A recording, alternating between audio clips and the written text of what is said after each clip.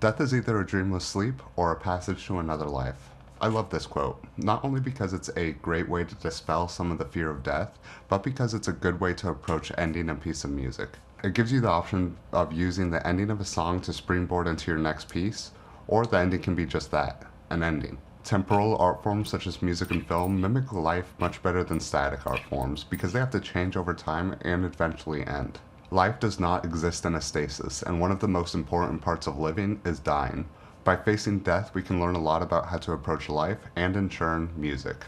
Frank Ostasecky worked in hospice and experienced people dying for over 30 years. And with that experience, he was able to glean some information from people dying to help us while we're living. In Frank's book, The Five Invitations, there are 5 lessons Frank learned from death. The first and most important, in my opinion, is don't wait. Fighting procrastination is something we all face, but understanding life doesn't last forever makes it harder to procrastinate. One of the best ways to fight procrastination is to give yourself deadlines. In 2002, psychologists teamed up to figure out how to get their students to stop procrastinating. They divided their students into 3 groups. One was given a deadline at the end of the semester to turn everything in.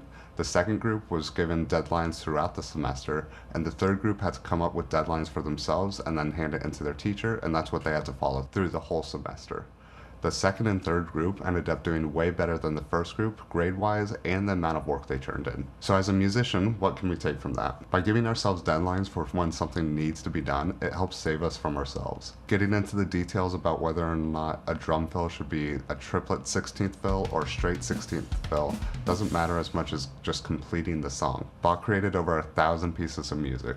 Ed Sheeran says 12 out of 100 he writes might be any good.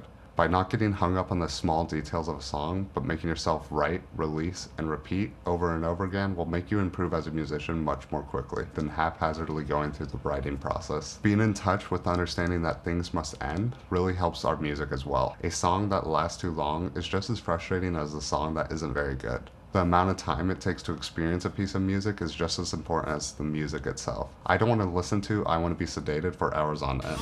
It's a simple song that plays really well into its short length. On the other hand, the length of a piece can be just as interesting as the piece itself. This is seen with As Slow as Possible by John Cage. It's going to take over 600 years to complete the piece of music. Understanding the temporal relationship in music is just as important as understanding the theory behind making the music. By thinking about whether or not a song is too long or if it's too short to convey what you're trying to say, you'll start to get a better understanding about the role of time plays in making a piece of music. I encourage you to listen to some of your favorite songs and decide whether or not the length of a song is appropriate for what they are trying to convey.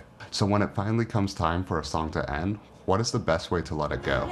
Well, that depends on what you're trying to convey. Is it an abrupt stop like a life ending too soon? Or does it meander like someone retiring and then losing all sense of direction in their life? Let's take a look at some popular tricks to end a song, how these tricks have been used in pop music, and how they can apply to our lives. In Guns N' Roses' Paradise City, the song slowly builds up to a crescendo at the end. With the guitar playing more and more notes as the tempo speeds up, it finally goes out in a blaze of glory. This song mimics the way Guns N' Roses eventually broke up, with each band member slowly starting to hate Axl Rose before it all imploded on itself. Another way to end a song is be ambiguous with when the song is ending.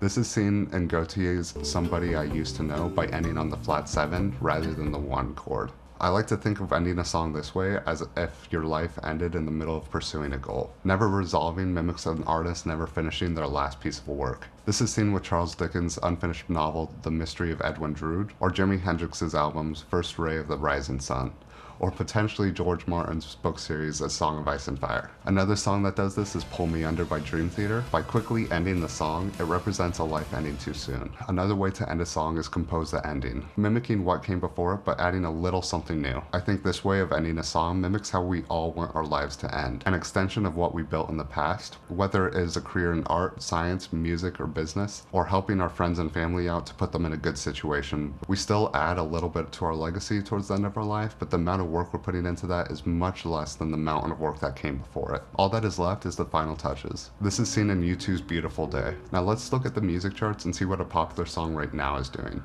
Sad by extension ends with the same beat that the song started with. It's a callback to the beginning, and just as we needed help as a child, we're going to need help when we're older. Socrates' quote is most prevalent at the beginning of our lives and the end of our lives. because we're closest to either the dreamless sleep that we started with, or we're going to start another journey just as we started a journey in this life. Again, death is either a dreamless sleep or a passage to another life.